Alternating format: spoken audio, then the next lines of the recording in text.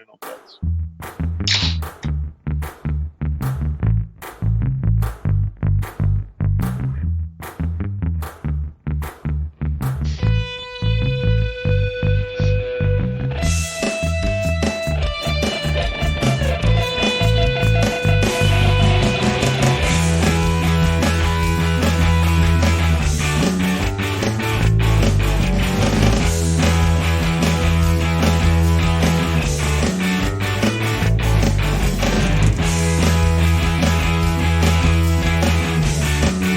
Bonjour tout le monde, bienvenue au podcast Les Intercepteurs. Comment ça va, Louis? Ça va bien, toi, André? Ça va super bien. Enfin, le Super Bowl, dans quelques heures à peine. Il était temps, on l'attendait celui-là. Ah ouais, ah oui. Allons-y, commençons. Tu vas nous parler des Chiefs, toi? Oui, c'est ça. Donc, on sait à quel point tu es un fan fini des Eagles, donc j'allais pas te faire le coup puis me mettre à parler des Eagles. On va te garder ce petit nanan-là. Mais oui, dans le fond, moi, ce que je voulais parler, c'est un peu des clés du succès pour les Chiefs ce match-ci. Puis, que je vais pas réinventer la roue, mais tout va passer par la cheville au nouveau Most Valuable Player de la Ligue, Patrick Mahomes. Ouais, en Euh, effet. il a gagné il y a 3 semaines. Il y a eu un. Non, il y a 4 semaines. Il y a eu une entorse de la cheville. Il a quand même joué il y a 2 semaines. Il était clairement incapacité. Puis si c'était pas du fait qu'il avait été poussé par un joueur de la défensive des Bengals une fois qu'il était sorti du Ouais, terrain, je suis sûr que les Chiefs gagnaient ce match-là. ouais. Je pense que Mahomes était comme rendu à bout de miracle, là, puis il a été sauvé un peu par la bande. Il y a d'autres enjeux avec les arbitres. Encore là, la saga de l'arbitrage dans la NFL qui prend de plus en plus d'ampleur. Mais Mais c'est tout le temps ils ont ça, hein. vraiment été chanceux. C'est tout le temps ça en série, hein, quand il y a les À- matchs. Tu sais, je veux dire, J'ai l'impression qu'à toutes les années, là, à toutes les années, on a la pire game qui a jamais été refée. C'est la pire game, c'est la pire performance des refs, c'est la pire performance des refs. mais À toutes les années. tu sais, on s'entend les deux finales de conférence, là, euh, il y a eu énormément de critiques sur l'arbitrage. Puis moi, j'ai regardé ces matchs-là, puis Mm. la très grande majorité des calls étaient justifiés. Bon, il y en avait des fois que c'était, bah, mais ça reste que toutes les calls étaient justifiées. Après ça, là, évidemment, est-ce que là, vu que c'est les séries, on laisse les joueurs, tu sais, retenir les joueurs, les holding calls, ces affaires-là? De quelle manière Mhm. on les appelle? Est-ce qu'on les appelle de manière très sévère ou on laisse les joueurs jouer? Ça tu sais, je veux dire, mais les règles sont les règles. Je veux dire, il n'y a pas eu tant. Le seul mauvais call qu'il y a eu, en fait, c'est l'attrapé de Devonta Smith, qui était pas un. Qui Ouais, qui était était pas. clairement pas un C'est attrapé. ça, c'est ça. Mais sauf que ça, en même temps, la faute, oui, les arbitres, mais la faute était sur Shanahan. Tu sais, je veux dire, quand un receveur de passe après un attrapé spectaculaire se lève et quand le receveur de passe call le no huddle, le hurry up no huddle, là, donc on se dépêche, Genre, genre c'est un flag, flashé, là, c'est un super gros flag, tu sais, qui veut dire il y a anguille sous roche dans le sens j'ai pas attrapé le ballon, il m'a glissé des mains, tu sais. Mais c'est ouais, ça, ben c'est ça. Mais c'est bon, sinon, c'est ça. dans les deux matchs, il y a eu énormément de pénalités dans les deux matchs, mais encore là, il y a pas beaucoup de pénalités qui ont été vraiment. Tu sais, je veux dire, la pénalité là, qui a coûté le match aux Bengals, Mhm. elle avait raison d'être, cette pénalité-là. Là. Oui, c'est ça. C'était probablement le call le plus facile qu'ils ont fait de la Ouais, journée. absolument. Euh, mais ça, c'est simple. C'est- toute la NFL, toutes les règles de la NFL sont faites pour protéger le corps arrière puis pour maximiser l'offensive. Donc, Ouais. en tant que joueur défensif, tu peux pas te mettre dans une position où tu, tu, tu te rends vulnérable, tu rends ton équipe vulnérable en donnant 15 verges là, à Patrick Mahomes. Ouais, Donc, ouais, exactement. Puis c'est surtout, ça. Mais continue, excuse-moi, continue. non, mais c'est ça. Mais je pense que moi, ce que j'allais dire, c'est que les enjeux là, d'arbitrage, c'est surtout par le manque de consistance dans la partie. Parce qu'on le sait, c'est, on le sait, surtout quand il y a des joueurs autour des joueurs vedettes comme les corps arrière, on va, on va être plus lax au niveau de l'offensive puis plus sévère au niveau de la défensive. Donc, le problème qu'il y a eu, c'était qu'il y a des choses qui n'ont pas été appelées, mettons, pour Brock Purdy, qui ont été appelées pour Jalen Hurts, puis la même affaire pour Patrick Mahomes, mais pas pour Joe Burrow. Donc, je pense que là, la grogne, puis on s'entend pour dire que vraiment, la seule pénalité qu'on peut 100% dire qui a coûté le match à l'autre équipe, c'est la dernière pénalité des Bengals. Ouais. Sinon, je veux dire, peu importe le nombre de pénalités qu'il y a eu dans le match contre les 49ers, il n'allait pas gagner ce match-là. Non, Je veux dire, exactement. c'était sûr. Là.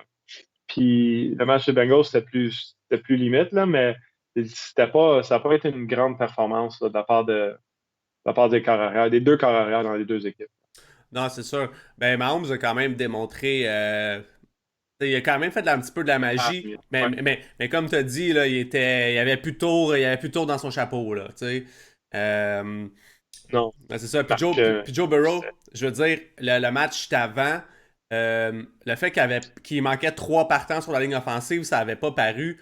Mais là, mhm. Chris Jones a dicté ce match-là. Euh, ça sera pas la même chose. C'est ça.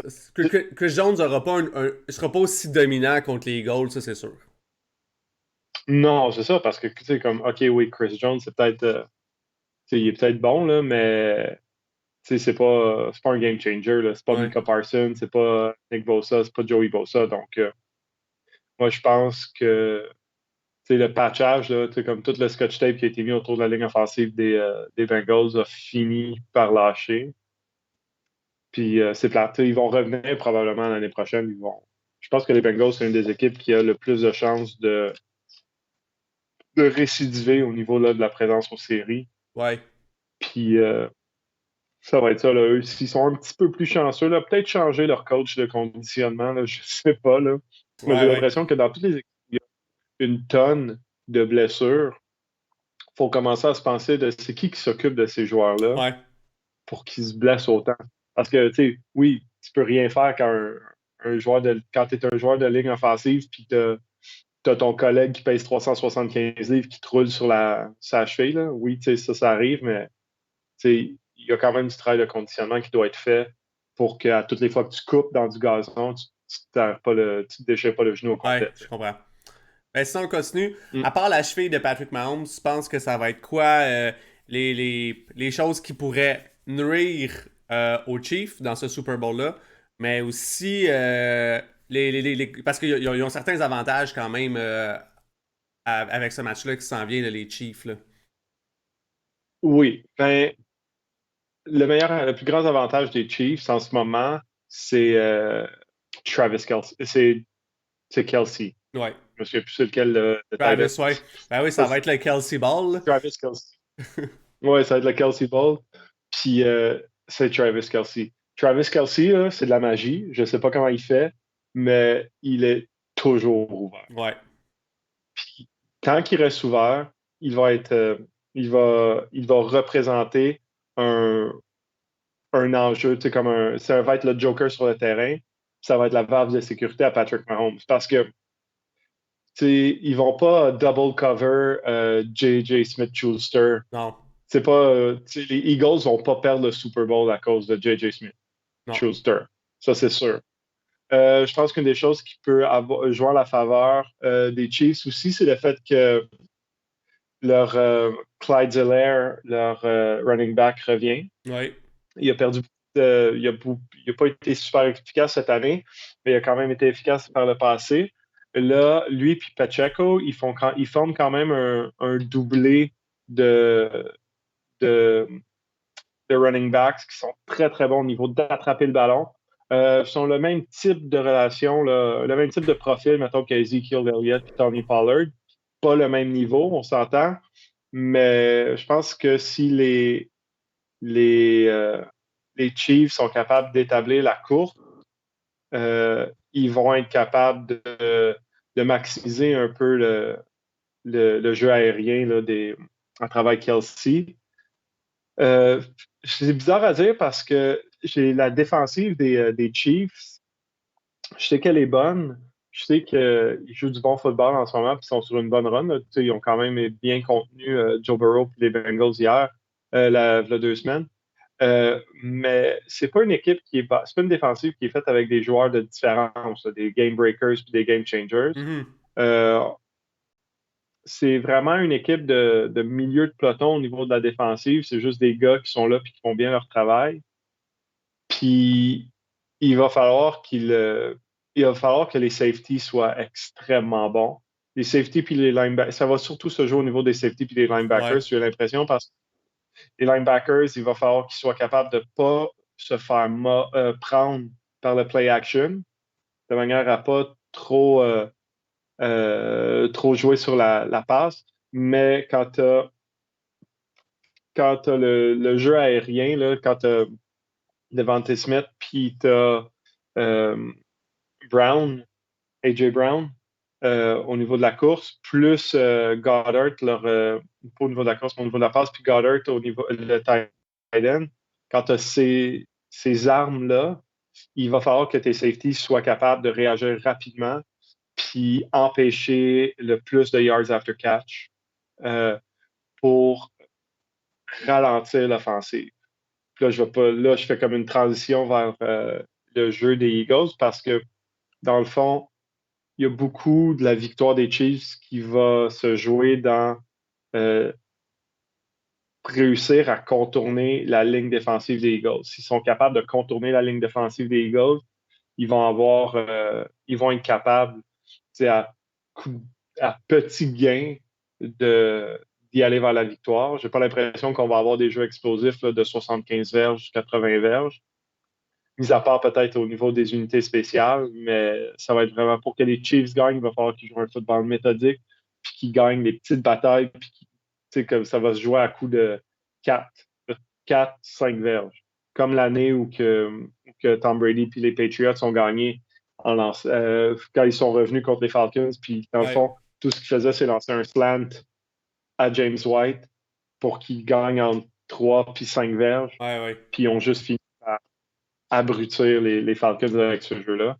Mais j'ai l'impression que ça va être le même type de performance qu'on va devoir avoir des Chiefs. Ouais. Pour ce qui est des Eagles, moi, je pense que ben, ça va rejoindre beaucoup de choses que tu as dit, en fait. Évidemment, si ils sont capables d'établir le jeu de course dès le début pour contrôler le temps de possession puis garder Patrick Mahomes en dehors du terrain, là, ça pourrait faire extrêmement mal aux Chiefs. Puis, ça pourrait évidemment permettre d'ouvrir le jeu. C'est parce que c'est aussi ça, c'est... Les Chiefs ont Travis Kelce, Andy Reid et Patrick Mahomes, que ces trois gars-là, juste ensemble, peuvent faire la différence dans un match.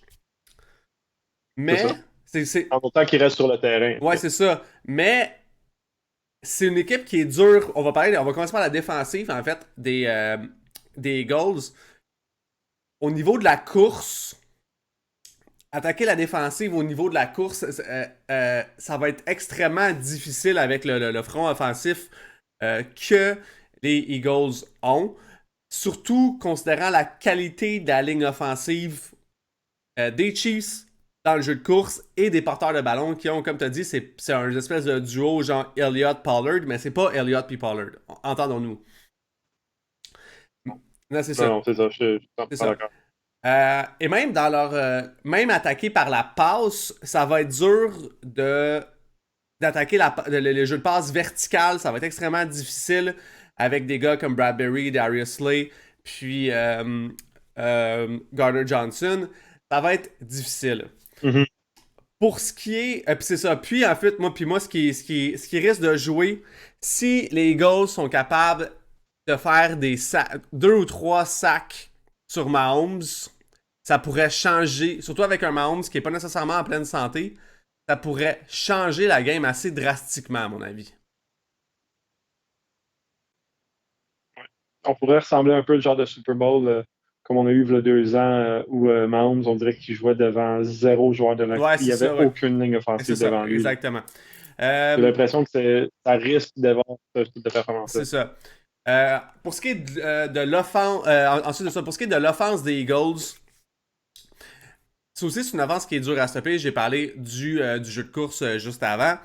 Mais il va falloir que le jeu de passe aussi est dangereux parce que Dallas Goedert est probablement le tight end le plus sous-estimé de la ligne. Et il y a Devonta Smith et A.J. Brown. Et la défense des Chiefs, la tertiaire, donc les maraudeurs, les safety, les corners, là, c'est tous des très jeunes joueurs. T'en as un qui est bon là-dedans, mais Snead, mais qui est pas non plus élite. Donc ça va être extrêmement dur pour eux. T'as Zach Pascal aussi. Il faut penser que le troisième receveur, c'est quand même Zach Pascal. Là. Ce gars-là peut être une menace qui est rapide. Très rapide, très rapide. C'est ça.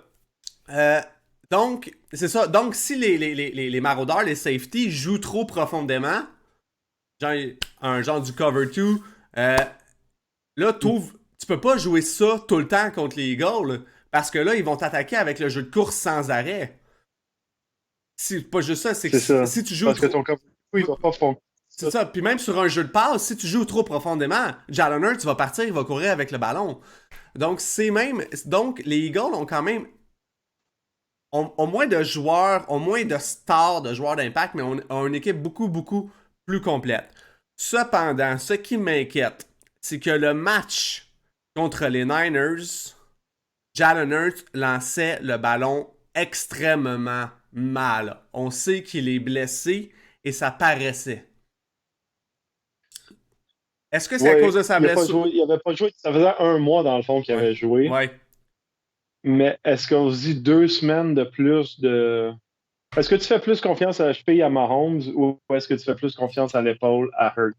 Rendu là, c'est parce qu'en fait, en fait, ouais. Mais en fait, le truc, c'est que Hurts est tellement bien entouré. Je veux dire, la ligne offensive, comme je disais, le Chris Jones, la défensive des Chiefs, Chris Jones n'aura pas le match dominant comme il y a eu avec les Bengals, ça c'est sûr. La ligne offensive des Eagles, c'est la meilleure de la ligue. Donc, mais sauf que c'est quand même quelque chose qui m'a dérangé un peu, qui m'a inquiété beaucoup. Je pense que quand même, ben évidemment, c'est sûr que moi je pense que les Eagles vont gagner. C'est un petit billet, mais bon. C'est ça. Dans quelques heures, ben ça commence, fait que c'est ça. Ouais, puis on va être choyé en plus, on va avoir le droit de voir Rihanna à la télé. Moi, je connais du monde qui a vraiment hâte. Ouais, c'est ça. Moi, heureusement, il n'y a personne dans mon entourage qui a le goût de voir ça. Mais c'est toujours bon, les choses. On a une blague à part, là. C'est bon, les choses. Non, c'est ça, c'est quand même toujours. Le monde qui se plaigne, c'est tout le temps des vieux grincheux, là. Ben oui, c'est ça. Le show de Dr. Dre et Eminem, il était malade, là. Ah ouais. Non, mais tu sais. Grincheux qui n'aiment pas le football qui se plaignaient. Non, c'est ça, là. Tu t'écoutes ça pour tu sais, si t'aimes pas la musique, t'écoutes ça pour le visuel, le spectacle, exactement. Le spectacle. Bon, maintenant, commençons un petit peu nos discussions de off-season. Ben, on va commencer par. Ben, premièrement, on va commencer. Tom Brady a pris sa retraite. Pour vrai, de vrai. Ouais. Tom Brady, je pense que la manière dont il jouait l'année dernière, toute l'année, il s'est dit j'aurais pas dû revenir. Ben, mais on sait c'était quoi la saga avec la saga qu'il y a eu avec les Dolphins. Ouais, c'est ça. Beaucoup de suppositions, mais il n'avait pas l'air d'avoir grand-chose en tête. Moi, tu vois, c'est pas... Ce que j'ai vu dans le jeu de Brady, c'est qu'il voulait plus se faire plaquer. Attends, mais tu joues au football, tu sais. Ouais. Mais son bras est encore bon, là. Il a établi des records encore cette année. Il lançait encore bien le ballon. Mais quand il y avait de la pression, c'est là que ses passes étaient imprécises. Mais sinon, il était... Aussi, on lui a demandé de lancer le ballon 600 fois. Ça n'a pas de bon sens, là. 43, 46 Je pense qu'il a lancé le ballon, c'est son dernier match, il a lancé 66 passes. Ouais, puis à un moment donné, c'est comme, tu as 45 ans, à un moment donné, ton bras, il est plus capable. Ouais. Fait que moi, je pense qu'il y avait des, tu sais, comme, le peu qui restait d'énergie ou genre de lancer à faire dans son bras, là, son décompte était rendu à moins 10. Ouais, c'est sûr. En tout cas, n'empêche que Tom Brady, quand même, toute une carrière. On s'entend quand ce gars-là a commencé. Sa première saison, comme partant, gagné un Super Bowl contre les Rams. Il est arrivé à une époque où on disait Defense win championship. Il a passé. Mhm. On s'entend, en 20 ans, le football a extrêmement changé. Il a passé à travers tout ça. Il a toujours réussi à être un carrière productif, à s'adapter à toutes les différentes étapes qu'il y a eu dans le football. Là, on s'entend, là, il est passé d'une époque où le carrière, tu cherchais à avoir un game manager avec un gros bras et une équipe avec une grosse défense, à avoir des carrières comme Peyton Manning qui vont contrôler l'offense, à avoir des carrières qui courent. On s'entend aujourd'hui, là, un carrière qui court, qui n'a pas un bon 40-yard dash, ça fait baisser sa cote, là, tu sais. Donc, il a passé à C'est travers. ça. Il a vraiment passé à travers toutes ces aires-là, quand même. 23 ans de carrière, 7 Super Bowl, 10 il a participé à 10 Super Bowl. C'est quand même absolument fou. C'est assez incroyable. Oh, ouais, c'est Je- unique. C'est une domination qu'on ne reverra pas au football. Non, c'est ça. C'est le LeBron James, c'est le Michael Jordan, Ouais, c'est comme. exactement, exactement. Juste rappeler que Mais au football, ça c'est sa meilleure performance dans un Super Bowl, c'est dans sa défaite contre les Eagles. Juste rappeler ça. bon, André. Ben, c'est un bon Super Bowl, ce Super Bowl-là, quand même. C'était super offensif. Bon, Ouais, c'était je super. pense que c'était le meilleur Super Bowl qu'on a regardé. En longtemps, ah oui, clairement. Bon, maintenant, Ah, l'autre grosse nouvelle. Sean Payton qui a signé avec les Broncos. Dis que j'aime pas ça. ouais. Ça. Ben, j'aime pas ça. Il y a trois affaires que j'aime vraiment pas. Premièrement, euh, lui a signé puis il se rend dans une situation où euh, il y a un corps arrière qui semble brisé. Ouais, Je vais y revenir, là, mais là, comme. Fait que là, il rentre dans une situation où il y a un corps arrière qui semble brisé. Deuxièmement, lui arrive de la retraite. Il faut qu'il hérite une défensive élite. Il a perdu son coordonnateur défensif. Là, il n'y a pas de coordonnateur offensif non plus, là, si je me souviens bien. Donc, il va falloir qu'il bâtisse son équipe avec une équipe qui est qui est avec une défensive qui est déjà en haut de l'échelle, qui va commencer à régresser, qui a perdu, dans le fond, la personne avec qui il avait confiance, un lien de confiance avec leur coordonnateur défensif. Puis il y a une offensive qui est tout en potentiel avec un corps arrière qui n'a pas la confiance de ses coéquipiers. Donc ça, c'est deux. ouais. Puis trois, euh, il y a plein de médias qui sont sortis dans genre comme quoi les Broncos ils voulaient vraiment D'Amico Ryan, comme quoi Sean Payton c'était le troisième choix. Fait que là, lui, il s'est mis dans un cirque médiatique qui est très, très dur à naviguer et qui n'a jamais eu à naviguer parce que lui, il avait toute sa carrière, pratiquement toute sa carrière avec les Saints, il y avait Drew Brees. Drew Brees, là, c'est une toast de pain gadois avec du beurre mou dessus. Là. Tu peux pas être plus mollo que ça dans ta vie. Là. Fait que, il s'est mis dans une situation où, dans le fond, son succès, puis la manière dont il va être perçu dans le futur, probablement son case pour le Hall of Fame quand il va vraiment prendre sa retraite, va tout sur les épaules sur le fait d'être capable de euh, reprendre le niveau de le jeu de Russell Wilson. La Ouais. première chose qu'il a faite par rapport à ça, c'est qu'il a déjà dit tout de suite, parce que là, il y a eu les trucs comme quoi Russell Wilson, il y avait son équipe d'entraîneurs avec lui sur le terrain, c'est comme quoi Russell Wilson, il y avait son équipe personnalisée qui s'occupait de lui. Puis lui, comme une des premières choses qu'il a dit, c'est non, tu es un membre de l'équipe, il y a juste le personnel engagé par les Broncos qui va être là. Ça, c'est la première chose d'essayer de reprendre en charge la situation, mais c'est pas parti gagnant encore. Non, ben moi non plus, ben j'aime pas ça. Ça va un peu à ce que tu dis parce que l'organisation des Broncos, euh, c'est ça, ça va pas bien. Puis tu sais, si ça marche pas avec. C'est parce que c'est ça, si ça marche pas avec Wilson, Mhm. ton capital au repêchage est rendu nul, là. Parce qu'on s'entend, parce que là, avec les Broncos, avec la signature de Peyton, viennent de, viennent de perdre un autre premier choix au repêchage. C'est ça. Oui, puis là, il en reste pratiquement plus. Puis je pense que pour les 3 prochaines années, là, les Broncos, ils ont, il y a à moins là, qui ont l'intention de drafter Peyton Manning ou Brock Purdy, là. Pas Peyton, mais genre Tom Brady ou Brock Purdy, des joyaux en fin de ronde Ouais, c'est qui ça. n'auront pas grand-chose. Non, c'est Là, en ça. même temps, ils ont Jerry Jeudy, ils ont Courtland Sutton, ils ont Jackson Williams, Ouais, c'est ça, c'est leur sûr. running back, puis leur défensive est loadée. Donc, ils ont pas des. Ils ont, cette année, vraiment, comme on se l'est dit l'année dernière, ils sont vraiment à un corps arrière près d'être ultra Ouais, dangereux. c'est ça. Donc, j'ai comme l'impression que Puis, la pression est énorme. Puis de deux, c'est que pour moi, et là, pour moi j'aurais attendu 1 an si j'étais lui parce qu'il y a 2 gars l'an prochain, s'ils ne performent pas, vont se retrouver sur le Staley avec les Chargers. mhm. Si Josh Allen continue à régresser comme il a régressé cette saison, puis que Sean McDermott, ouais, c'est ça.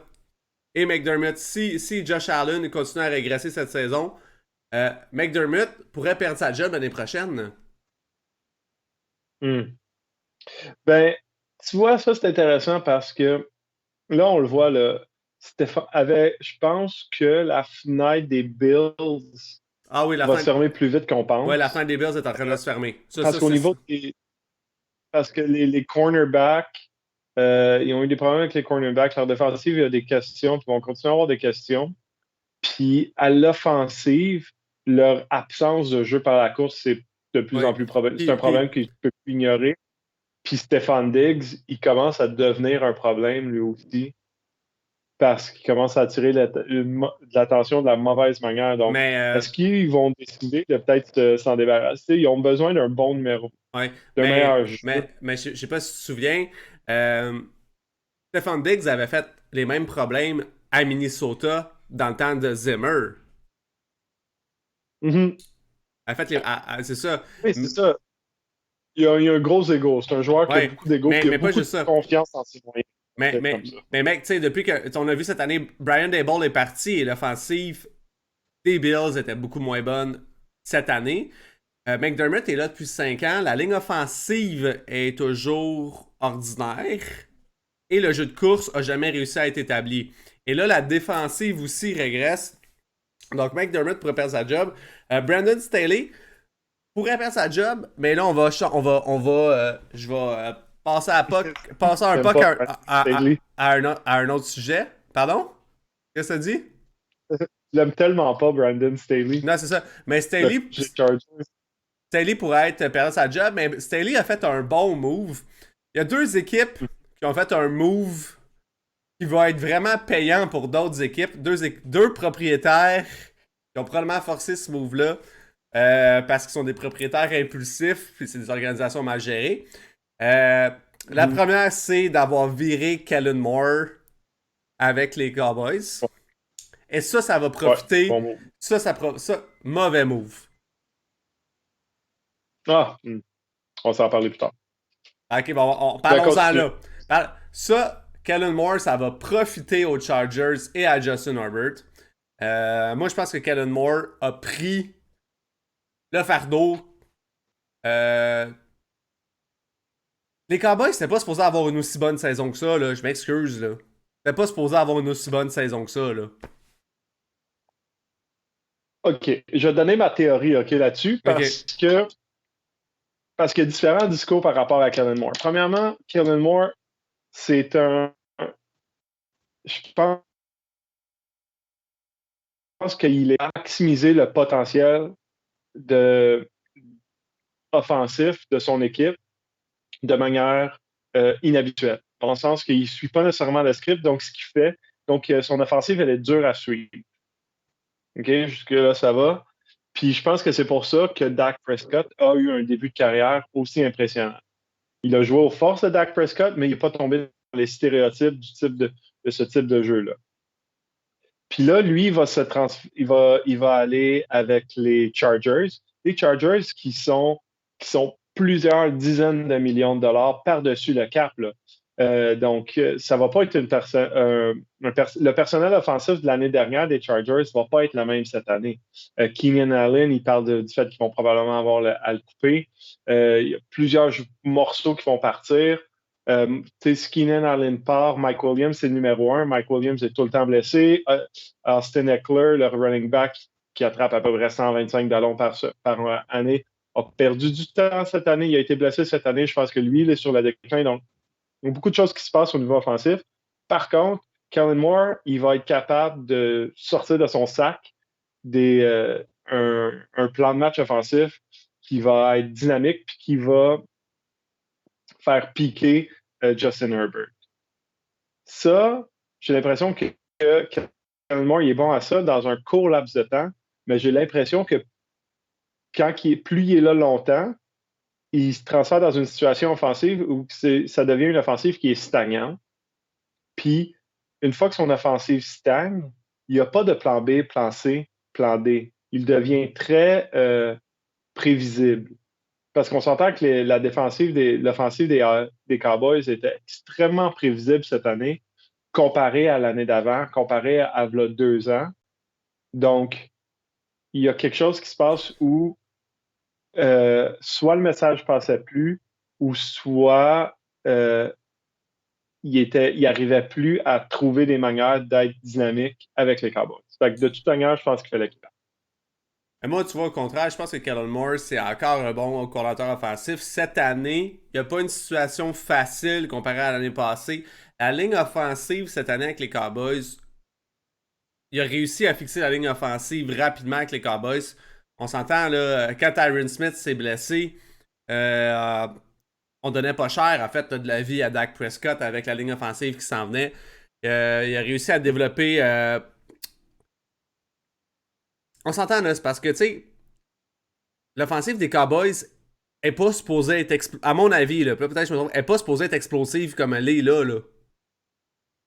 Ouais, je comprends. Les Cowboys n'étaient pas supposés être bons comme ils ont été. L'offensive des Cowboys n'était pas supposée être bonne comme elle a été bonne cette année. Ouais, c'est ça, exactement. Donc moi, je pense que ce move-là, en fait, va servir aux Chargers. Sinon, l'autre gros move, Frank Wright avec les Panthers. Ouais. Ouais, ça, je pense que Frank Wright était le premier corps arrière des Panthers. Il a lancé la première passe de chez des... pas jusqu'à temps que je l'ai. Moi non plus. C'est ça. Mais, je savais pas. Mais c'est sûr que c'est sûr que là, il y a des gens qui sont fâchés parce que effectivement, avec une équipe aussi poche que les Panthers, quand Steve Wilks a pris le relais de Matt Rhule, plusieurs personnes voulaient le garder. Mais je pense que dans l'ère du football qu'on est rendu, ça prend un entraîneur-chef avec une mentalité offensive. Je pense que c'est un must.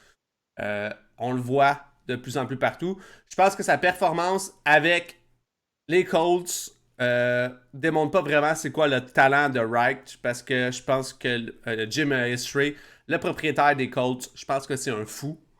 Ouais. Je pense qu'il s'implique beaucoup trop dans son équipe pour ce qu'il devrait s'impliquer. Fait que moi, je souhaite bonne chance à Wright. Je pense que ça va marcher avec les Panthers. C'est sûr que ça va être une reconstruction, là, mais dans... ils n'ont pas de carrière. Ils ont pas de carrière, puis honnêtement, je pense que ils vont peut-être avoir à hypothéquer leurs 2 prochains drafts pour aller chercher le premier choix overall cette année. Je pense que les Panthers, c'est l'équipe la plus probable d'aller chercher. Ben moi, là, mais c'est parce que, tu sais... Hot take. Mais c'est parce que l'année prochaine aussi, il y a des bons carrières qui s'en viennent, là. Ouais, mais pas comme cette année. Honnêtement, cette année, c'est une année qui est assez... Non, il y a un gars, attends un peu, là. C'est ça, Caleb Williams. Ouais, c'est vrai. C'est ça. Donc, tu sais, c'est ça exactement, Caleb Williams, je suis sûr. Cette année, il y a Bryce Young. Mais Bryce Young, il y a quand même certains doutes sur lui. Bon, moi, je pense qu'il va être bon. Mais Caleb Williams, c'est le prototype de carrière puis que tu veux dans ton équipe. Là. Donc, même s'ils vont pas chercher un premier choix, ils pourraient en fait aller chercher un premier choix l'année prochaine. Ouais, je sais, mais honnêtement, tu sais, comme Bryce Young, plus Jalen Hurts a du succès, plus le Bryce Young, pardon, devient intéressant en tant que prospect. Parce que on s'entend que Bryce Young, dynamique par la course, lance extrêmement bien le ballon, extrêmement brillant, prend pas de mauvaises décisions. C'est un carrière prototype Ouais, de Nick Saban. Donc, puis on en parle depuis 3 ans de Bryce Young comme pick overall. ça c'est T'sais, vrai. on s'entend là, que c'est pas la. Il n'est pas sorti nulle part comme Joe Burrow. Là. Ça fait 3 ans qu'on en parle de lui. Donc, parce que c'est pas les Bears n'ont pas drafté personne d'autre. Ils ont investi beaucoup dans Justin Fields. Puis je pense que vraiment Justin Fields a souffert d'être dans une mauvaise situation.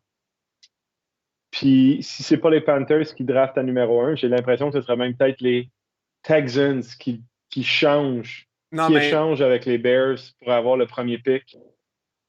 Non, mais en fait, moi, je pense que. Parce que j'ai l'impression que le draft, on va s'en parler plus tard du draft, mais le draft, c'est pas un gros draft, mis à part les corps arrière. Ben, en fait, c'est pas vrai, t'as Bryce Young, t'as CJ Stroud, qui sont comme des deux gros QB qui sont proches, puis t'as Will Lewis aussi. T'as trois gars qui pourraient sortir dans le top 10. Trois carrières, pardon, qui pourraient sortir dans le top 10. Mais Mhm. ça reste que le top ranking, c'est un edge rusher, puis un defensive lineman, à Will Anderson Jr., puis Jalen Carter. Fait que d'après moi, Chicago va aller Ouais, chercher un de ces deux gars-là. Houston va être de la merde l'année prochaine aussi, là. ah, ouais. Ils n'ont Houston... pas de receveur à la face, ils n'ont Non, personne non, qui lance le non, non, mais ballon. offensivement, ils ont personne. Là. Houston va drafter top 5 l'année prochaine aussi. Donc Houston pourra aller chercher un de ces deux gars-là aussi. Ensuite de ça, t'as Arizona qui vont pas aller chercher un corps arrière. Et t'as Indianapolis. Donc, après ça, Ils ont besoin d'un corps. Seattle, est-ce qu'ils vont prendre un corps arrière? Détroit ensuite, est-ce que Ouais, c'est Détroit, Mais je pense que c'est tout des équipes qui pourraient draft down, dans le fond. ouais, c'est Parce que ça. c'est plus facile d'aller de l'autre côté. C'est qui a besoin d'un corps arrière? La NFC South au complet. Ben, les Les fait. 4 équipes de Ouais, la NFC South ont ouais, besoin d'un corps ouais. arrière. C'est-tu qui. Puis Indianapolis, Ouais, vas-y. Ouais, c'est ça. Raiders n'ont pas de corps arrière. Les Raiders n'ont pas de corps arrière. Parce que Caroline repêche seulement 9e cette année. Là. Non, c'est ça. Ils ont été comme. Ils ont eu la malchance d'être potables dans leur propre division. Fait qu'ils ont gagné trop de games, dans le fond. Ouais. Et revenons sur Russell Wilson et son mauvais échange. Seattle qui a fait les séries. Mhm. C'est ça. Fait que, tu sais, quand on parlait de l'échange de Russell Wilson, on va en parler longtemps, comment c'est un mauvais échange, là. Mais Mhm. Seattle, qui a fait les séries cette année, qui est rempli de bons joueurs, ils ont repêché des super bons jeunes joueurs dans les dernières années, vont repêcher 5e cette année. Donc, Seattle va devenir une grosse équipe, là, dans une division qui tend à aller vers le bas, là. Ouais, ouais. Ça a pris une drôle de tournure, cette division-là, cette année. Moi, je pense que le meilleur bet pour Seattle, c'est de draft down parce que il va falloir Mais ils draft. qu'ils améliorent Ils leur corps descendent. offensif. Ouais. Ils descendent dans le repêchage, puis ils vont chercher. Et puis ils gardent Geno Smith un autre année ou deux. Je pense que Geno Smith, tu le signes. Parce que l'affaire qui arrive, c'est que Geno Smith, tu le signes. C'est pas un gars que tu signes pour 5 ans, là. Tu sais, Geno Smith, tu sais, Geno Smith de fin de saison, puis Geno Smith de début de saison, c'est deux corps arrière différents. Donc, ce qu'il fait bien, c'est pas lancer d'interception. Ce qu'il fait bien, c'est d'être un game manager. Ce Ouais. qu'il fait pas bien, c'est devoir gagner des. Tu sais, ça va être le même débat que je pense San Francisco va finir par avoir avec Brock Purdy. Déjà, est-ce qu'on le garde ou est-ce qu'on va chercher un joueur? Mais, c'est quoi le plafond qu'il nous donne? C'est juste que Brock Purdy a 25 ans, puis Geno Smith, il y en a 30. Ouais. Fait, euh, ce que Geno Smith te permet, par contre, c'est de ne pas drafter un corps arrière en 5e position. C'est de de le garder pour 3 ans, mettons 2 ans garanti, 3 ans. Puis après ça, ben, tu prends quelqu'un qui a beaucoup de potentiel, mais en deuxième ronde, puis ou en fin de première ronde, puis je pense que c'est la voie à faire parce que ils ont Tyler Lockett, ils ont des Kane Metcalf, ils n'ont toujours pas un jeu par la course qui est. Leur jeu par la course s'est amélioré cette année, mais il va falloir qu'ils draftent quand même euh, un wide receiver de plus, probablement un corner. Puis je pense que honnêtement, là, s'ils pouvaient se ramasser un ou deux choix de première ronde de plus cette année, les Seahawks, ils vont être une puissance là, Ouais, ça d'ici sera deux pas long. trois ans. Ouais. Ouais. Sinon, Demico Ryan, qui va chercher avec les Mm. Texans. Bon, on s'entend que là, t'engages Demico Ryan avec les Texans, tu t'attends pas à gagner demain matin, là. Parce que c'est les Texans. Mais qui va chercher Cliff Kingsbury comme coordonnateur offensif. Ça, c'est wow. Ouais, en autant qu'il y ait un corps arrière à qui lancer le ballon. Non, Parce que tu mais. peux être le meilleur Non, mais. coordonnateur offensif Ouais, je sais, si mais t'as tu sais, pas de corps arrière. pour une reconstruction, je trouve que c'est un excellent move. Sinon, alors de ça, Louis, as-tu d'autres choses à nous parler? Ben,